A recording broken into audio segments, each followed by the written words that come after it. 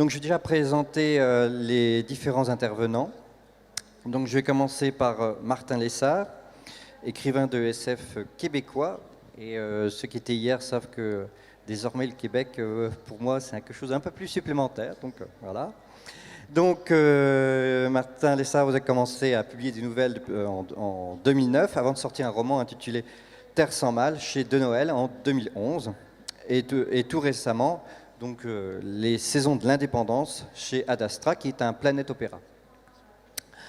Paolo Bacigalupi, donc écrivain américain, qui est connu en France, son premier roman par La fille automate, The Wind-Up Girl, qui a obtenu le prix Hugo donc, en 2010, je crois, ainsi que le Nebula, donc de nombreux prix, et aussi, ce qui est aussi intéressant, un recueil de nouvelles, La fille flûte et autres fragments de futurs brisés, toujours au Diable Vauvert, qui a obtenu le Grand Prix de l'Imaginaire en 2015.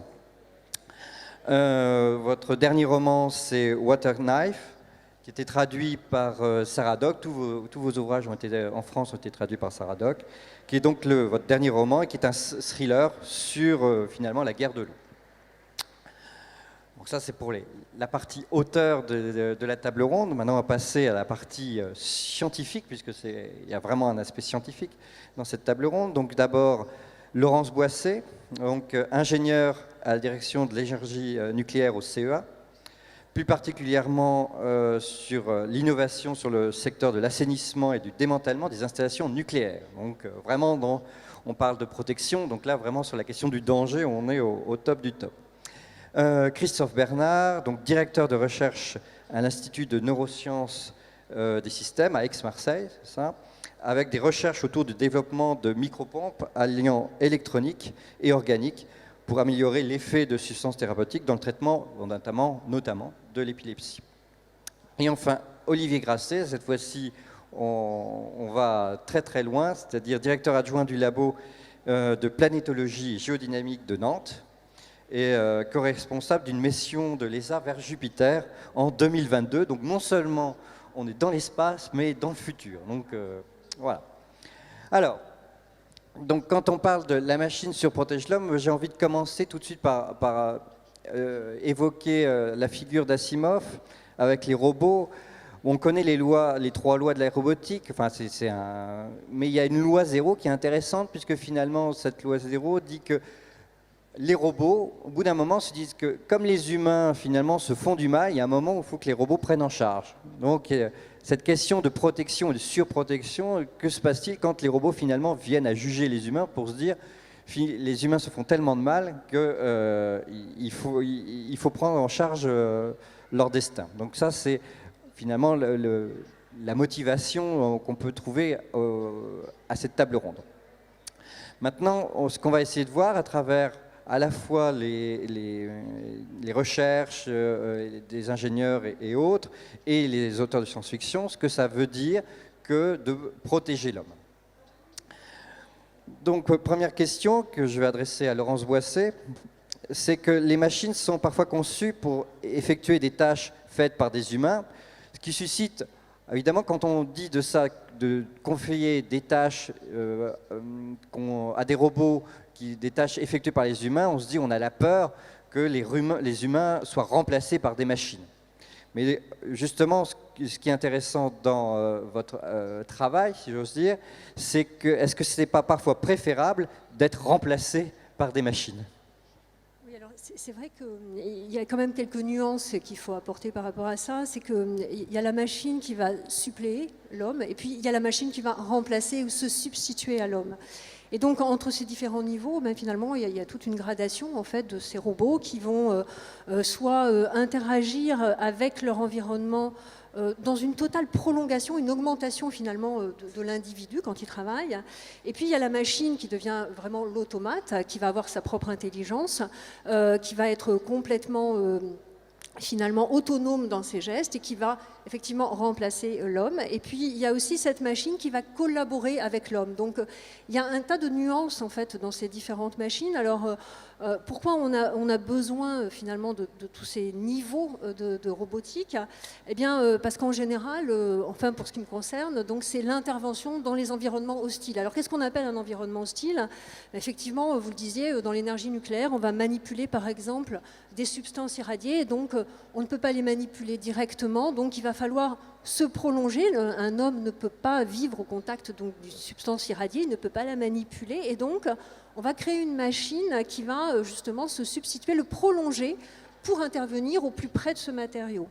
L'environnement hostile, ça peut être aussi un environnement dans lequel on va manipuler par exemple des substances bactériologiques, mais ça peut être aussi l'espace, hein, c'est un environnement hostile, l'espace, l'homme ne peut pas y évoluer naturellement. Ça peut être un environnement chimique, donc il y a tout un tas d'environnements hostiles avec donc des machines qui vont permettre à l'individu d'intervenir. Alors par exemple sur le stand Science Machina, vous avez un télémanipulateur, c'est en fait une prolongation du bras qui va permettre de prolonger chacun de ces gestes par une machine, comme si c'était une prothèse en fait, qui va intervenir dans l'environnement. Dans d'autres cas, on va avoir des machines qui vont travailler avec l'homme, c'est-à-dire qu'on va l'aider dans les tâches les plus pénibles. Hein. L'objectif de tous ces progrès technologiques, c'est quand même justement de réduire la pénibilité vis-à-vis des opérateurs, éviter, comme on a encore l'image, je ne sais pas si vous vous rappelez les illustrations de Jules Verne avec 20 milieux sous les mers, on a le personnage avec son scaphandre. Aujourd'hui, il y a encore des interventions en scaphandre, hein, que ce soit dans des milieux profonds, qui sont aussi des environnements hostiles, ou des environnements nucléaires. On appelle ça d'ailleurs de la plongée dans un environnement nucléaire, pourtant il n'y a pas d'eau. Hein. Et donc on voit bien combien ça peut être pénible de porter une tenue avec un masque, avec de l'air respirable. Et donc l'objectif, c'est de faire en sorte déjà de faire intervenir l'homme le moins possible, ou tout au moins quand il doit intervenir, eh bien, d'intervenir d'une manière un peu plus allégée, hein, et donc l'aider, c'est ce qu'on appelle la robotique collaborative ou la cobotique. Voilà. Alors après, il y a d'autres systèmes qui sont des systèmes complètement autonomes. On pense aujourd'hui à des humanoïdes qui vont, à l'image de Pepper ou des petits robots, qui vont intervenir dans des environnements, qui vont avoir entre guillemets, leur libre arbitre. Alors quand on parle de libre arbitre, c'est bien évidemment qu'ils sont intégralement programmés pour réaliser des opérations. Et donc, ils vont avoir toutes ces opérations, toute cette, la compréhension de leur environnement. Ils vont interagir par des gestes qui sont préprogrammés. Et ils vont aussi éventuellement se préserver de ces environnements hostiles. Hein. Par exemple, quand on parle de radiation, eh bien, il y a les dangers de la radiation sur l'électronique, donc ils vont finalement se cacher derrière des parois, où ils vont apprendre à vivre le plus longtemps possible. Hein, donc on y attribue tout un tas d'adjectifs qui sont très, très humains hein, finalement. Hein. Et donc ils vont finalement être autonomes dans leur environnement, tout en reproduisant un certain nombre de gestes. Et là, effectivement, ils se substituent à l'homme. Voilà. Oui, je peux rebondir là-dessus. Il y a un autre environnement hostile, autre que l'espace et l'environnement nucléaire, c'est la rue et la route. Et on parle des systèmes embarqués qui peuvent aider à la décision humaine. Je voudrais commencer en fait par la fin du débat d'hier, qui est le fameux exemple de la Tesla qui a eu un accident. Et les Tesla ont embarqué dans leur système aussi la détection de piétons, par exemple, qui traversent, et de systèmes pour pouvoir les éviter. Là, c'est une question que je voudrais poser aux deux auteurs, parce que c'est eux qui peuvent nous apporter la réflexion nécessaire pour répondre à ce genre de questions. Maintenant, la Tesla détecte un piéton qui traverse. Elle doit l'éviter, mais pour l'éviter, il n'y a qu'une seule trajectoire qui va faire que la Tesla va emboutir, par exemple, un lampadaire, et qui va tuer l'occupant. Maintenant, comment on programme ça ? Où on place la décision? Qu'est-ce qui est prioritaire? Le conducteur ou bien la personne qui passe? Là, je pense qu'encore une fois, on s'en remet à l'humain parce que la programmation sera faite par l'humain. Donc, je ne sais pas, il y aurait certainement un consensus. Je ne sais pas. J'imagine d'un auteur à l'autre, on y va de nos théories, mais dans le pratique, il faut s'en remettre toujours à l'humain. Mais c'est des faux choix, hein, c'est prioriser. Pour t'aider, c'est le classique dilemme du train. Ouais, Donc, ouais, exactement, c'est ça. Mais bon. So a couple of different things. Specifically about the Tesla question, from what I understand and what I've read, it turns out that while that's a very interesting intellectual question we can ask, almost always the answer for the car is to just slam on the brakes. It's not actually as it's a thought experiment that we can run, but the reality is that as far as software is concerned, basically slamming on the brakes solves most of the problems. It's the detection of the pedestrian in the road that matters. It's the reaction to the fact that there is a pedestrian in the road that matters. That's where human error mostly shows up. It's our failure to detect that there is a pedestrian. And that's where the intervention of the machine is highly valuable, not so much in the decision making, but in the simple detection that there is an obstacle, that a human being is asleep or distracted or whatever the thing is that's going on, that allows a machine intervention to improve upon overall human driving behaviors. The other thought I had was specifically about hostile environments. And, you know, coming from America, one of the things we're increasingly placing machines in hostile environments, which are war environments, combat environments. We use drones, we're using robots, we're placing mechanical sort of tools out there so that we don't have to take risks at war. And what the interesting thing about that to me is that it means that war is relatively easy and cheap for us in many ways. If we can send in drones, it means that we aren't risking human pilots. If we can, there was an example just recently in the United States, there was a police incident, there was a shooting incident in Texas, and the person had been shooting at a crowd and then had been, the shooter had sort of hidden away, but police were able to drive a small robot in and blow him up. And which is an interesting thing. It solved the problem of the shooter, but it essentially allowed us to make decisions that weren't necessarily ethical. And essentially, there was a decision somewhere along the way that said that it was okay to execute this person rather than try to capture them, rather than try to, there were a whole lot of other decisions that stopped being available to us because we were protected from the danger of sending in something to just kill the person. And to me, that was a really interesting moment because in one way, we're protecting ourselves. Oh, I can send this robot in to deal with this dangerous person. But at the same time, it opened up a whole other set of ethical questions about how we interact with combat, how we interact with fighting, how we interact with war, and whether or not that actually, because we're so protected from war, that it means that we also believe that war is an easy solution and that killing is an easy solution because there's no risk to us as a participant. It's only a risk for the other participant.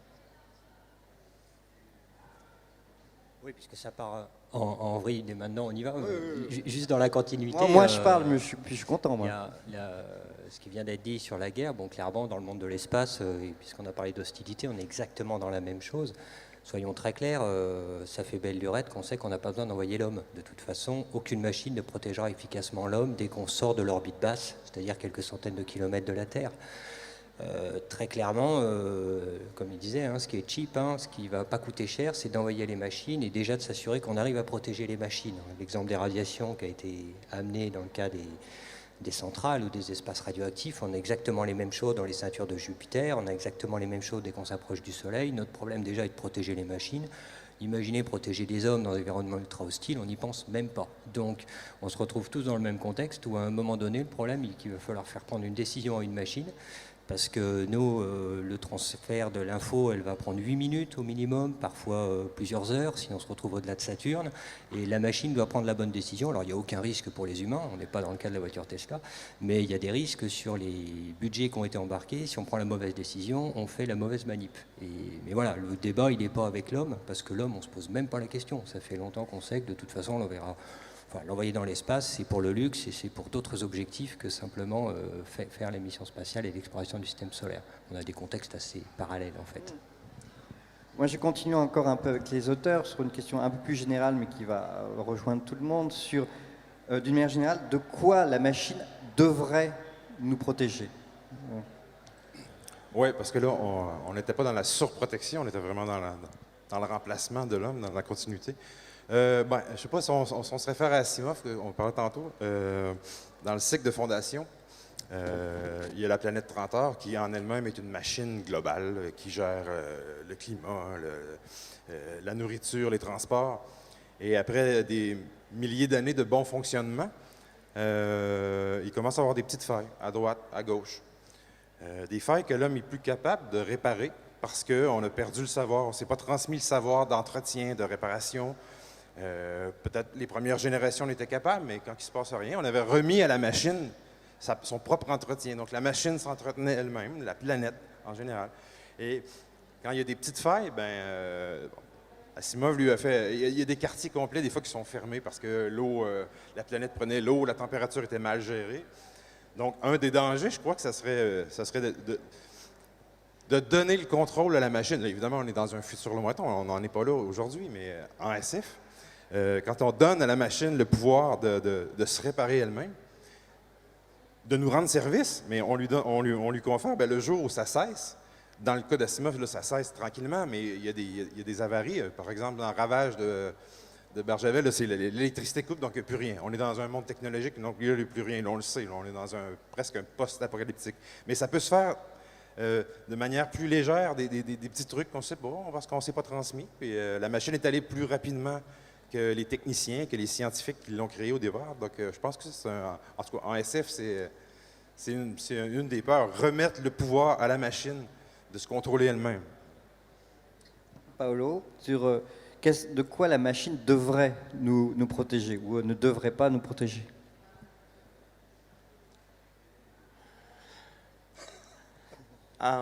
Okay, so I think that when I'm thinking about this, I think on one level I think about things like Tesla, which can protect us from human error, from doing something that we're already not meant to be doing. We're not meant to be driving at 100 kilometers an hour. We were never, as human beings, meant to move that fast. We did not bioadapt to move that fast.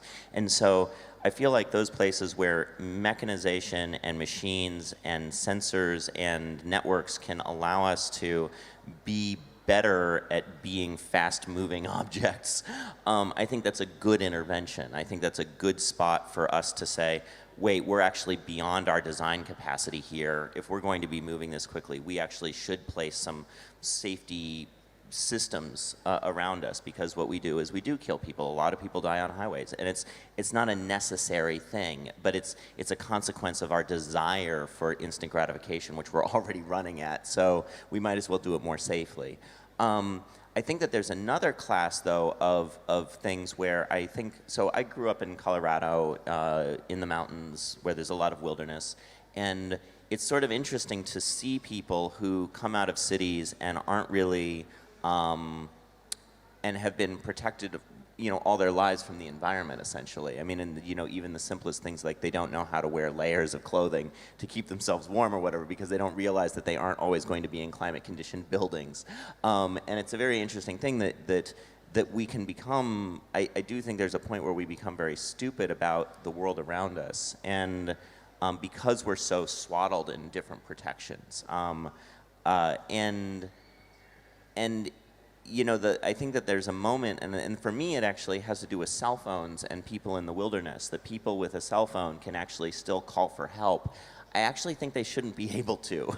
I think that's that moment where it's like there is some level where we still have to have some level of human responsibility for the risks that we take, the risks that we pretend to take, and then to say, oh, I'm going to, people who go into places like Nepal and climb high mountains and they bring their satellite phones so that they can have a helicopter intervention. I don't think that that's appropriate. I think that there's this false sort of introduction of a whole lot of mechanized support systems for something that essentially should be dangerous. And if you want to go out into those places, those wild places, then you should accept all of those consequences, and that we shouldn't go everywhere in our lives thinking, oh, well, somebody will come and pick me up and carry me home if I, scrape my knee. And that's that moment where I do think we are infantilized, and it's a feeling of childishness. That it creates a childish sort of selfishness in ourselves that we don't have, that there aren't consequences to our actions. And I'd like to see at least some boundary where we say, no, in these zones, in these arenas, there are consequences. We are not going to create machinery, or we are not going to allow technological interventions, because you should actually run into the hard edges of the outside world. On peut aussi généraliser ce concept à notre environnement qui est hostile par nature, avec toutes les bactéries et les virus qui existent. Il faut savoir que dans notre génome, on a incorporé un pourcentage assez important de virus, du génome viral, et que ça nous aide à survivre en tant qu'espèce. Et toutes les espèces évoluent dans le temps. Elles s'adaptent à des conditions extrêmes. Maintenant, on est dans une phase du développement de la société où on essaye de se surprotéger de l'environnement, des attaques bactériennes, des attaques virales. Mais celles-là, elles sont nécessaires pour notre propre évolution. Si on empêche tout ça, y compris avec des machines ou même des médicaments, on risque d'appauvrir notre capacité à évoluer et à vivre, à ne pouvoir survivre que dans un monde aseptisé. Et à partir du moment où on n'est plus capable de vivre dans ce monde aseptisé, c'est aller vers la fin de l'espèce. Donc c'est une question très importante. À quel moment on doit stopper la protection de l'homme, en sachant que le gain n'est pas si élevé que ça, et que ça peut même appauvrir l'espèce. Si vous regardez les bactéries, on essaye de contrôler l'activité des bactéries avec des antibiotiques. Vous savez très bien que les bactéries, au bout d'un certain temps, elles évoluent et elles deviennent résistantes aux antibiotiques.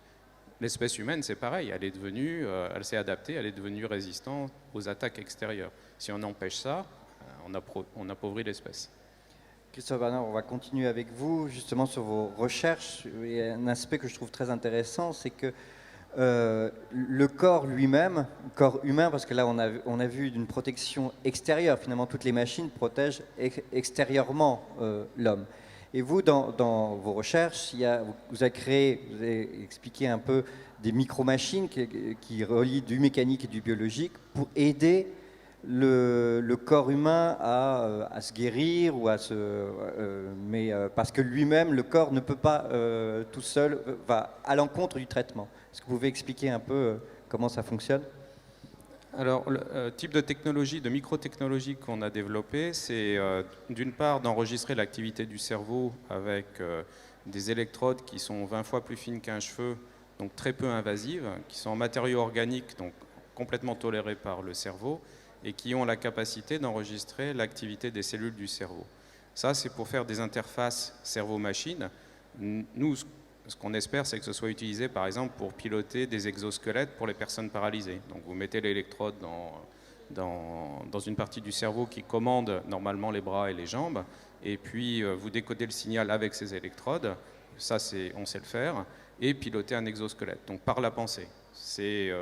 C'est envisageable. Donc là, c'est quand le corps n'y arrive plus, ne peut plus commander, parce qu'il y a une transection de la moelle, par exemple. Et on peut très bien envisager ça dans un futur assez proche. Moi, ce qui me fait peur, c'est que les militaires récupèrent ce genre de technologie pour pouvoir piloter par la pensée des avions, des drones, etc. Il n'y aura même plus besoin d'avoir des joysticks.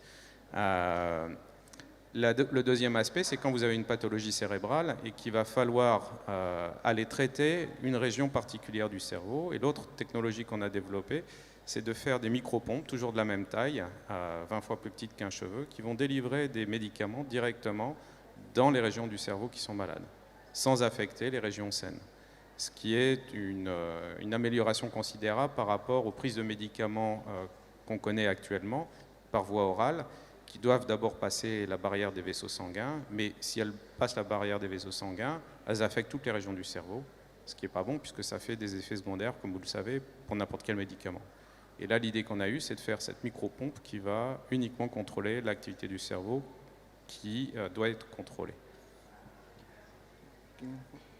J'aurais voulu rebondir sur ce que vous disiez, qui était finalement quand ces machines en viennent à se substituer totalement finalement à l'homme, et quelle est la crainte d'un environnement dans lequel on est complètement perdu la maîtrise de ces machines, qu'on ne puisse plus les réparer, et donc finalement qu'on en perde totalement le confort aussi dans lequel on vit aujourd'hui.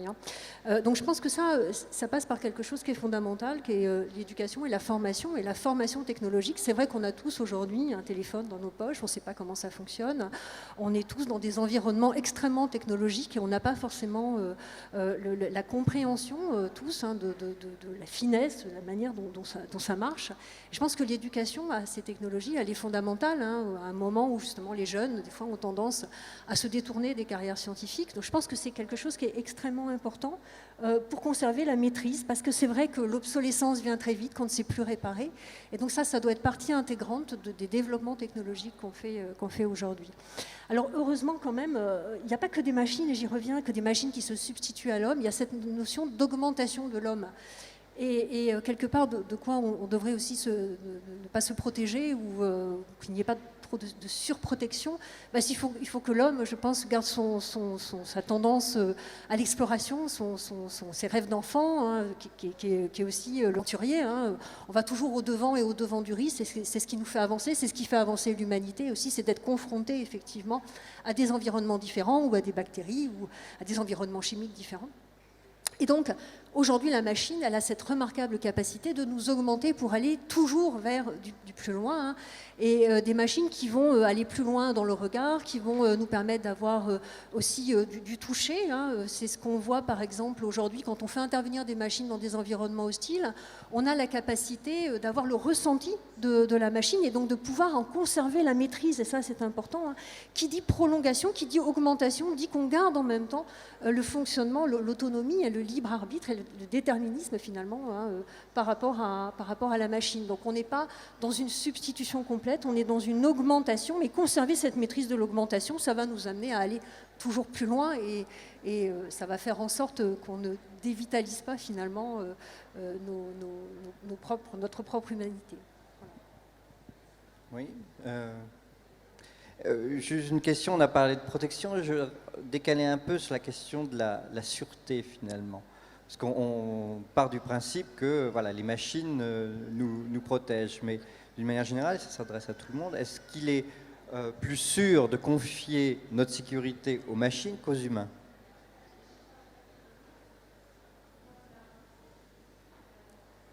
On lutte contre le facteur humain quand même. Enfin, quelque part, il y a effectivement le facteur humain. On parlait par exemple dans les machines, dans les systèmes qui vont permettre de faire de la conduite, d'éviter l'endormissement du conducteur. Donc il y a toute la notion de facteur humain qui présente un risque et contre lequel la machine, effectivement, peut être une parade efficace.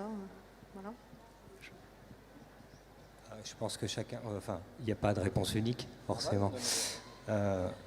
Puis qu'on parle, là, il y a un truc qui m'interpelle dans le titre de la table ronde, c'est que je réalise que derrière chaque machine, il y a des hommes, et la question qui se pose aussi, c'est à quel moment l'homme surprotège l'homme, qui rejoint là, ce qui a été très bien abordé sur ce problème de acceptant le risque quand on part se paumer dans la montagne ou simplement quand on traverse la rue aussi.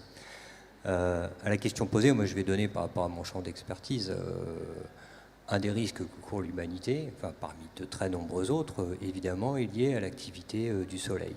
Et aujourd'hui, on travaille énormément sur la météo solaire et sur cette capacité qu'a aujourd'hui la Terre à se protéger du vent solaire et des tempêtes solaires. On ne sait pas dans quelle mesure ce genre de choses peut évoluer et en particulier perturber l'activité humaine. Alors, dans l'histoire de l'humanité, ça n'a jamais été un gros problème. Tant qu'on n'a pas de machine et que l'homme est l'homme et qu'on vit dans une nature, on va dire, relativement simple, qui est la nature elle-même, sans aucune machine, les perturbations électromagnétiques de les tempêtes solaires, on s'en fiche complètement. Ça va perturber les boussoles des oiseaux, ça va nous perturber nous aussi à un moment ou à un autre, mais ça ne va rien faire d'autre. Le jour où on est surenvironné de machines, qui évidemment communiquent entre elles, on sait tous qu'on a une dépendance extraordinairement plus importante et nous sommes extrêmement sensibles à ces perturbations électromagnétiques.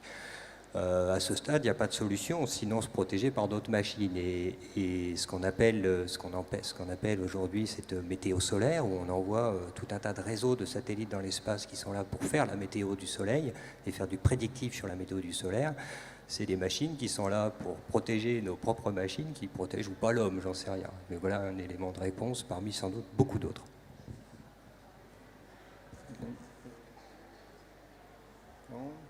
Paolo? Well, I think it's really interesting that you bring up this idea that the machines have certain capacities that are better than human, but they also have specific vulnerabilities that are different from human. And I'm always interested in, when we have a technological solution, what the surprise or what we fail to anticipate that will create the next problem. It's not this problem that we're solving for, it's always the next problem that we're surprised by, and that's, for me as a science fiction writer, that's where all the fun is finding that oh, well, we didn't think of that. And so, you know, I think that on one level there's the fundamental reliability of machines oftentimes is so much higher than a human being. And going back to something like driving, the number of times I admit that I am a distracted and poor driver, it's embarrassing. And so, you know, even if Tesla occasionally drives off a cliff, it still would be better for me than me driving myself. I find myself to be a horror when I get into the car, and I wish I wasn't doing it. But this idea, the larger idea of what comes next after we're protected, after we anticipate that everything works all the time, and whether that's just whether that's the vulnerabilities of machines, or whether that's the sense that everything works and we don't understand why it broke. One thing that I am interested in, and that you've already touched on, is this idea that because there are so many systems in place, and all of those are specialized systems, and we can't actually ever understand all of the systems, you know, even with our cell phones and our communications networks, we will never understand all the systems that have to work together in this extremely specialized, perfected way to allow us to all communicate, and we take it for granted now. And it is interesting when you have a cell phone outage and how suddenly the world, you know, rocks beneath you, sort of, and you realize how dependent you were on that technology, and how few things can happen now because you've turned all of your focus to pass through this device that turns out is only semi-reliable. And I do think that there is this moment where the device makes you feel both secure, but it's also invisible to us. And then the dependencies, you'd actually, I guess the thing that I'm most interested in is where those dependencies,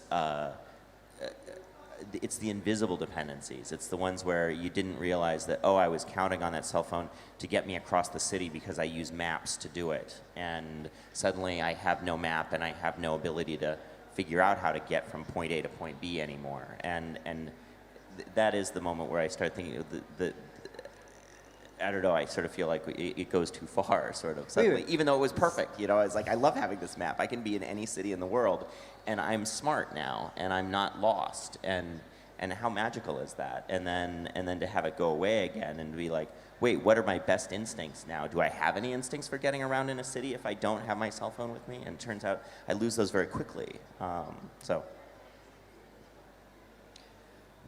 So the question, pardon, la question c'est, I don't know how it says in English. Did I forget the question? I might No, have forgot the question. contingency plan. Comment on dit contingency plan en français? Un plan d'urgence. Est-ce qu'on a besoin d'un plan d'urgence pour mettre la limite, pour continuer sur ce propos?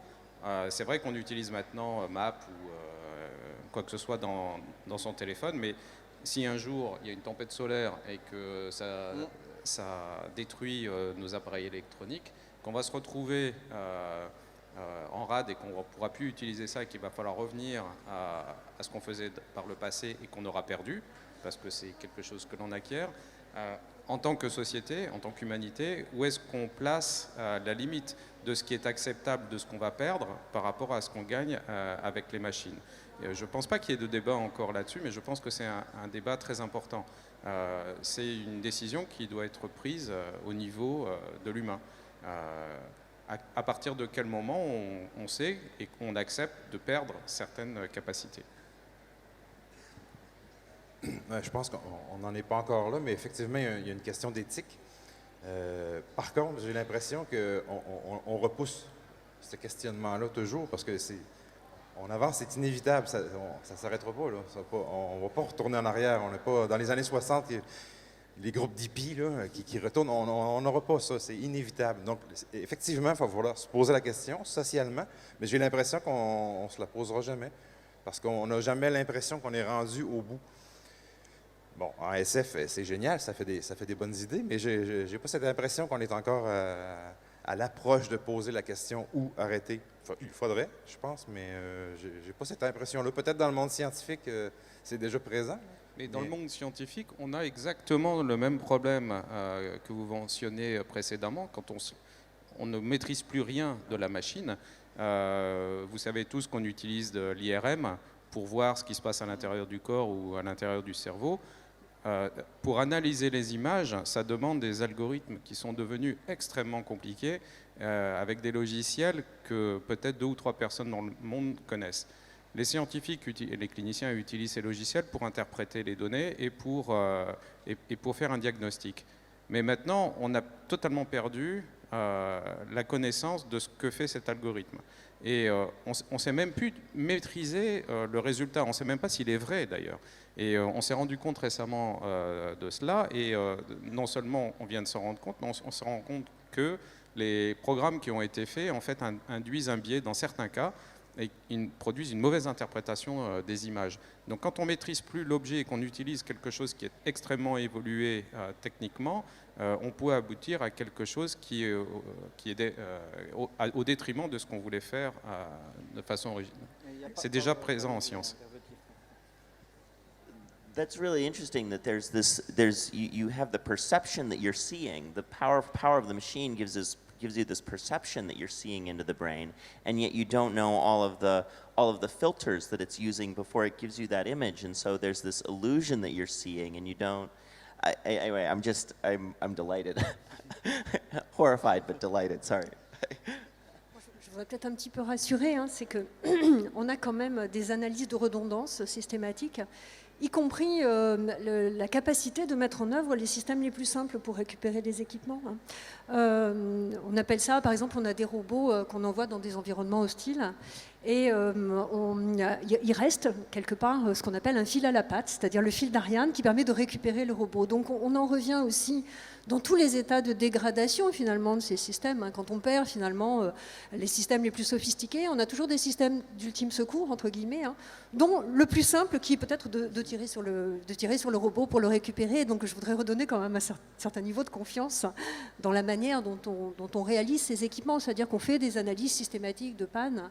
Peut-être parce qu'on est plus dans un système aujourd'hui très industriel, mais on a ces analyses systématiques de panne qui permettent de récupérer les équipements et de ne pas perdre totalement la maîtrise, y compris donc, des systèmes très très basiques pour récupérer la technologie. We have systems with the ability to set up systems if we think the industry or the technology is dangerous enough. So in the nuclear industry, we think, oh, that's pretty dangerous. Let's be really careful with it. But we don't think that way about, say, we don't think that way about our cell phone systems. We don't think that way about our cell networks. We don't have them hardened the way that we need to.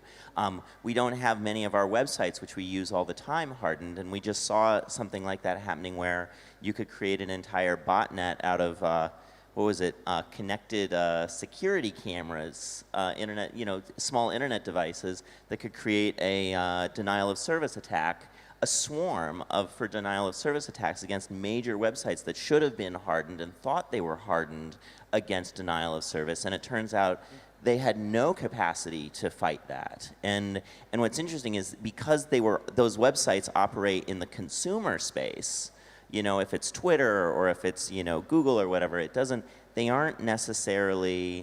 don't think of themselves as being involved in national security or radiation or whatever, and so they're a little like loose with how they do things, and until something jumps out and it says, oh wow, you can actually slave several million security cameras all to start pinging them at the same time. Until that happens, it's like we've only started to touch the edges of exactly how vulnerable we are for many of these connected devices, for many of these machines that we use in our daily lives and depend on more and more.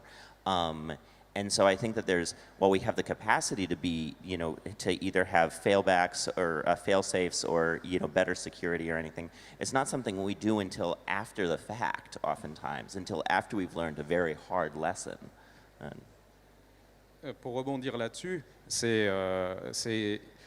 on n'est pas à l'abri d'attaques. Par exemple, on peut recevoir sur nos téléphones portables, ça existe en Israël, tout le monde a ça, lorsqu'une attaque va se produire ou une requête est lancée, les personnes sont averties. Maintenant, si quelqu'un prend le contrôle de ce système, ce qui n'est pas très difficile avec un bon piratage informatique, vous pouvez envoyer toute une population parce que vous êtes esclave de votre téléphone portable et que vous croyez tout ce qui vous arrive dans un endroit et puis faire un attentat à cet endroit. Donc il y a des choses qu'on ne maîtrise pas et on est très vulnérable.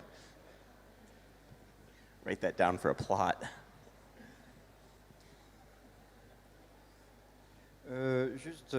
Si ça continue en vous écoutant surtout sur la question vous parlez des machines qui, notamment dans un environnement nucléaire, se protègent elles-mêmes parce qu'elles sont atteintes par le nucléaire. Ou dans l'espace, je pense au fait que par exemple, les sondes, on a suivi les sondes Philae, etc. Et ce que je trouve intéressant, c'est que les humains ont finalement un sentiment d'empathie pour ces machines. C'est-à-dire qu'il y a une sorte d'attachement qui se fait à ces machines qui sont notre prolongement, mais aussi ce que je veux mettre en évidence, c'est qu'en fait, on change notre rapport aux machines, c'est-à-dire qu'elles sont plus simplement une machine, un outil, mais aussi elles nous modifient notre empathie ou notre... C'est une prolongation de soi, hein, je veux dire, en particulier pour les machines qui interviennent, qui sont la prolongation du travailleur. La caméra, ce sont ses yeux. On en vient même à rajouter le son, hein, c'est-à-dire que tous les sens de l'opérateur sont décuplés, hein, et donc de telle sorte qu'il puisse vraiment s'immerger totalement dans l'environnement dans lequel néanmoins il n'a pas accès et dans lequel il ne peut pas opérer. Donc il y a le son, il y a la vue, et puis comme on le disait, il y a aussi le ressenti, c'est-à-dire des résistances quand la machine rentre en collision, lui-même le ressent alors qu'il peut être à plusieurs dizaines de mètres de l'installation dans laquelle il intervient. Donc oui, on parle de ses fonctions vitales, cette machine, on parle, ce sont nos yeux, c'est notre bras, c'est la prolongation du bras, on appelle ça un bras d'ailleurs, un bras télémanipulé. Donc oui, je pense qu'entre l'opérateur et sa machine, il y a à un moment donné, il y a une fusion dans le travail. Je pense juste aussi à l'espace, parce que là c'est encore autre chose. Alors oui. Oui, d'abord, vous avez un peu tout dit, hein, sur le fait que, en effet, l'exemple de Philae et de Rosetta qui s'est posé, on ne sait pas trop comment, d'ailleurs très récemment sur la comète 67P, je vais dire d'abord que c'est avant tout une très belle opération de com. Hein. C'est la com qui fait que le grand public se sent partenaire, se sent quelque part impliqué dans cette aventure qui est d'abord et avant tout une aventure, c'est vrai, d'un robot qui est extraordinairement sophistiqué, semi-indépendant, et qui a derrière lui une batterie d'équipes humaines qui travaillent 24 heures sur 24, 7 jours sur 7 pour faire le résultat que vous avez. Donc c'est sûr que derrière ça, quand ça marche bien, ce qui est le cas de Philae, ce qui a été le cas de Philae, on a de l'émotionnel qui vient, parce que c'est la première fois qu'on se pose sur une comète, c'est la première fois qu'on voit des images qu'on n'a jamais vues avant. Le côté espace a cette magie de nous apporter, via ces machines qu'on arrive à envoyer, quelque chose de réellement neuf et nouveau. Et donc on se l'approprie à titre personnel. Pour revenir sur ce qu'il vient de dire là, après il y a le monde professionnel.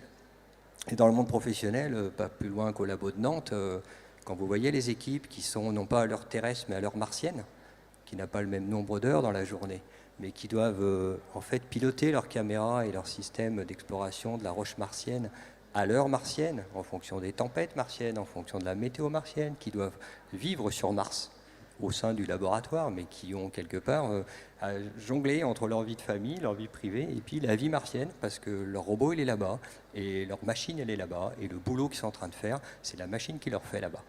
Et là, c'est encore une autre dimension, je peux vous le dire. Mais c'est ça, il y a un grand sentiment de fierté par rapport à la machine, particulièrement à l'espace, parce que c'est nouveau, on découvre. Mais bon, là, le vieux débat. C'est un sentiment pratiquement paternel ou maternel qu'on a parce que c'est une création qu'on a fait. Bon, il y a le débat de Dieu, est-ce qu'on est Dieu, on crée la machine, mais il y a ça quand même dans le quotidien. Bon, il y a Pepper ici, le robot, ben, les enfants aiment ça. Il y a quelque chose dans ça d'humain. Je pense qu'on reproduit quelque chose. Évidemment, ce pas toutes les machines qui ressemblent à l'homme, mais moi, j'ai un lien particulier avec mon cell. Donc, Mais la sonde a été humanisée aussi, parce que la fin, c'est typiquement humain. La presse titrait la sonde va terminer sa vie en se suicidant sur la comète. Et ça allait beaucoup plus loin que ça, puisque c'est la maman et son fils. Il y a vraiment eu une appropriation entre Philae, qui a été couvé par Rosetta pendant presque 9 ans de voyage, et puis à un moment, il faut se séparer, on coupe le cordon. Enfin, il y a eu tout ça qui a été suivi derrière. C'est là que je dis qu'il y a une énorme com. Ce qui n'empêche pas, quand vous voyez les images en direct de l'atterrissage forcé, on va dire, mais quand vous êtes dans la salle de contrôle de Darmstadt, et que vous voyez les pleurs de ces équipes qui ont suivi ça pendant des années, et soudain on apprend à l'Agence spatiale européenne qu'il va y avoir un suivi psychologique sur les personnels, je ne rigole pas, parce que c'est le propre de tous ces projets gigantesques où à un moment donné les gens ont mis leur vie dedans, dans une machine, voilà, qui a été en effet une magnifique réussite, mais il y en a un paquet d'autres dans ces domaines-là. Je pense qu'aujourd'hui, de toute manière, c'est inéluctable, on l'a dit, hein, on vit avec nos machines. Paolo, something about it? I think that there's this thing that we just generally, we identify with objects around us, and we identify with those things, and we start to apply the human characteristics to them. And so when we have an intimate relationship with something like these, these drones or these probes or these landers, you see them go out and they seem so small. I think the size of them against space, I think the vulnerability that they have, we almost automatically start projecting our human sense of what that would be into the moment. And I mean, I think it's, humanity's sort of great, genius is that we have an ability to connect with other things, with one another, but also with other objects around us, and that we project that empathy and that connection onto things. And it's quite beautiful. And I think that one of the things that actually occurs to me is that oftentimes in the United States, especially the NASA Space Agency is always having a difficulty finding funding and always having difficulty getting the support of Congress to continue doing exploration and science research. And the thing that occurs to me is that the more a drone or a probe looks like a person or a creature that people can love, the more funding they're likely to get. Première question qui fâche s'il en est. Les personnes qui sont placées en état végétatif sont-elles surprotégées par les machines? Oula, ça c'est une question éthique. Qu'est-ce que l'état végétatif? C'est une définition qui évolue. Maintenant, on sait que ce qu'on appelait état végétatif auparavant n'est plus tout à fait un état végétatif. Maintenant, la définition, c'est si on fait une IRM du cerveau et que on ne voit pas de réaction à une stimulation sensorielle, qui a vraiment plus d'activité, a priori la personne est décédée. Donc la machine maintient en vie la personne parce que c'est de la mécanique, mais le cerveau, il n'y a plus rien, c'est plus du tout fonctionnel. Ce que l'on ne sait pas non plus, c'est s'il y a cette activité résiduelle, est-ce que la personne peut repartir plus tard? On n'en a aucune idée. Alors maintenant, est-ce qu'on accepte de maintenir la personne en vie artificielle pendant des années, en ne sachant pas si on va pouvoir la faire revenir et si elle revient, dans quel état? I think that there is something though about that. I think there is something about that, which is that in general, when I've talked to medical professionals about what they think of interventions, drastic interventions to keep people alive, all medical professionals that I've talked to, and from what I've read, they all agree that they don't want those interventions, that is overprotecting life. They want painkillers and they want to die. And that comes from them watching what the amount of intervention and the extreme levels that we can go to keep a body functioning, but not necessarily to keep it well or healthy or happy or anything else. And so there is some point where just because we can intervene doesn't necessarily mean, or our machines can intervene and keep pumping blood through us and keep us breathing, and feed us, that doesn't necessarily mean that we are alive anymore. And there is a limit. And interesting to me that the people who observe that day in and day out say they would never want those interventions.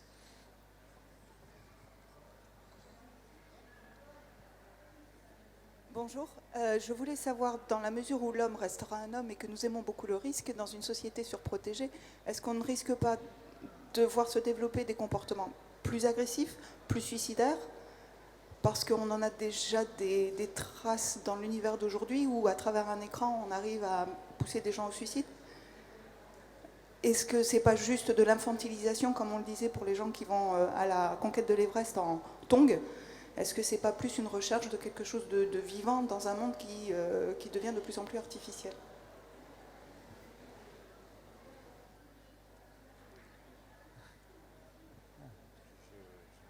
Je sais pas. On en revient toujours à l'éthique, à l'humain. On parle de la machine, mais il y a plusieurs machines dans plusieurs domaines et on arrive toujours au moment où on dépasse ou on dépasse pas. Puis à chaque époque aussi, on repousse. Je sais pas. C'est le problème des jeux vidéo aussi. Je suppose que vous faites allusion aussi à ça, aux jeux vidéo, où les gens peuvent se projeter dans un jeu vidéo et si leur personnage meurt, ils se suicident. Ça s'est beaucoup produit, notamment aux États-Unis. Donc on s'immerge dans une réalité virtuelle, dans un univers informatique en fait, et on perd tout contact avec la réalité. Mais après, bon, c'est une décision, c'est voulu par le gamer.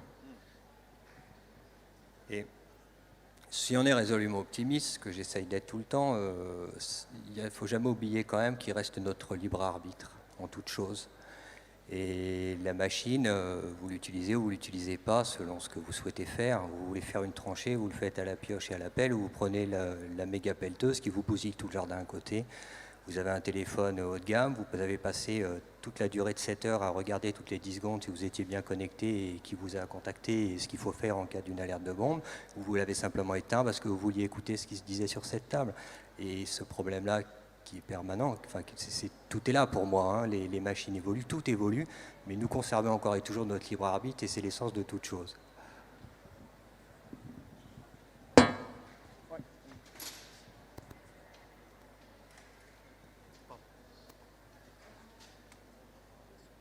Bonjour, j'ai une double question. La première, est-ce que vous craignez qu'on arrive à un moment où la machine est tellement efficace qu'on n'a plus besoin de vivre, dans le sens, c'est une interface qui est plus efficace que les yeux, que les oreilles, que la bouche, on va plus vite, on peut communiquer avec tout le monde par des ordinateurs, ce qui fait qu'on n'a même plus besoin de sortir de son caisson pour vivre. Et la deuxième question, c'est est-ce que vous pensez qu'il serait une bonne chose de limiter les technologies quotidiennes à ce qu'on est capable de maîtriser au niveau des connaissances, au niveau de l'entretien, au niveau des influences que ça a sur le reste? Pour la deuxième question, c'est impossible. C'est impossible, on ne peut pas le limiter, c'est impossible. Est-ce que ce serait bien? Ben, encore là, ça serait une question d'éthique, il faudrait décider, mais c'est impossible. C'est l'humain qui va s'adapter à la machine, à sa création. C'est impossible. Moi, je vois pas aucun retour en arrière dans ça. Bon, c'est ma vision, mais... Le retour en arrière, enfin, de toute manière, je pense qu'à partir du moment où l'homme a commencé à influer sur son environnement, la révolution, elle était en marche. C'est ce qu'on a appelé la révolution cognitive. L'homme des cavernes, finalement, était un homme très polyvalent. Aujourd'hui, on ne sait pas faire grand-chose, on est très spécialisé, au contraire. Et cette révolution, elle est en marche depuis qu'on est sorti du nomadisme. On est très spécialisé, mais on a beaucoup plus de choix aussi. Alors, on a beaucoup plus de choix, mais on est très spécialisé et on ne peut pas revenir en arrière parce que, de toute façon, voilà, ce sont des millénaires. Donc, c'est l'ordre naturel. Quelque part, c'est un peu l'ordre naturel de l'humanité, pour moi. I think that there is something interesting, though, about the idea of what limits should we have or what limits should we impose or because one of the things that I'm dealing with right now is I've got a 12-year-old son, and we're dealing with the question of how much time he should spend in front of a screen, how much time he should use a tablet. And what I'm noticing is the severe addictive behaviors that he has around the screen, around the games, and what I'm noticing is that it's not the technology so much that's the hazard itself, it's the way that the game designers build things to try to communicate and manipulate him that's the hazard. And I do think that there have to be some idea, there has to be some, it's not so much like, oh, should there be some limit on the technology, but there has to be limits on the behaviors about how we manipulate one another through the technology. One of the things, I mean, I don't think we actually have much choice when it comes to how often we check our cell phone, because every time we pick up our cell phone, we're getting a shot of dopamine or whatever that's giving us excitement. Oh, there's another message. Oh, I can't resist the click. It's an addictive behavior. There's a stimuli there. Every time my son sees that the game, oh, another, thing has been built, it's time to rebuild again, and they're reaching out again and again to push him and to connect to him and say, hey, check this out, do it again, do it again, do it again. And that's not control anymore. It's not his control, certainly. It's somebody else's control. They're reaching through and controlling him. And that does disturb me. And I do think that there needs to be some kind of larger assessment of what things are healthy for us, because he's not in control, that's for certain. Alors, pour rebondir là-dessus, on peut aussi généraliser au concept que la machine a à la fois des effets positifs et des effets négatifs. Par exemple, on parlait des écrans. On sait très bien que les enfants, mes enfants ont fait pareil, regarder leur cell phone ou jouer sur la tablette avant de se coucher dans leur lit. Si on fait ça, ça détruit le cycle veille-sommeil, parce qu'on a toujours une biologie qui est basée sur l'absence d'interaction avec la technologie. Ça perturbe le cycle veille-sommeil, ça affecte les fonctions cognitives des enfants, ça diminue leur capacité. Il y a un rapport qui a été publié récemment qui montre que les enfants qui restent devant la télé, les jeunes enfants, ont un développement moteur qui est réduit, et ça influe aussi sur leur capacité cognitive. Simplement de rester devant un écran, de ne plus bouger. Donc ça, ce sont les effets négatifs. Alors maintenant, je ne devrais pas dire ça, donc les parents, bouchez les oreilles de vos enfants. Il y a une étude américaine qui a été publiée qui a regardé quels étaient les effets sur les adolescents qui jouaient aux jeux de guerre par rapport aux jeux, par exemple, de stratégie, civilisation, ou trucs comme ça. Ils se sont rendus compte que les adolescents qui jouaient aux jeux de guerre devenaient beaucoup plus efficaces pour faire du multitasking plus tard dans leur milieu professionnel. Alors que les autres qui jouaient à des jeux de construction, enfin de civilisation par exemple, étaient à un niveau inférieur. En fait, de jouer un peu, 3-4 heures par jour, ce qui est déjà beaucoup, ça permet d'augmenter les capacités cognitives des adolescents pour faire du multitasking, en étant dans un environnement professionnel, de gérer plusieurs activités en même temps. Donc, il y a des choses qui peuvent favoriser le développement cognitif chez l'homme et des aspects extrêmement négatifs. Et il faut être conscient de tout. Bon, je crois que là, le temps est terminé, sauf s'il y avait une dernière question éventuellement. Mais sinon, je crois qu'on a bien évalué le problème. Je vous remercie tous et je rappelle que les auteurs sont en dédicace.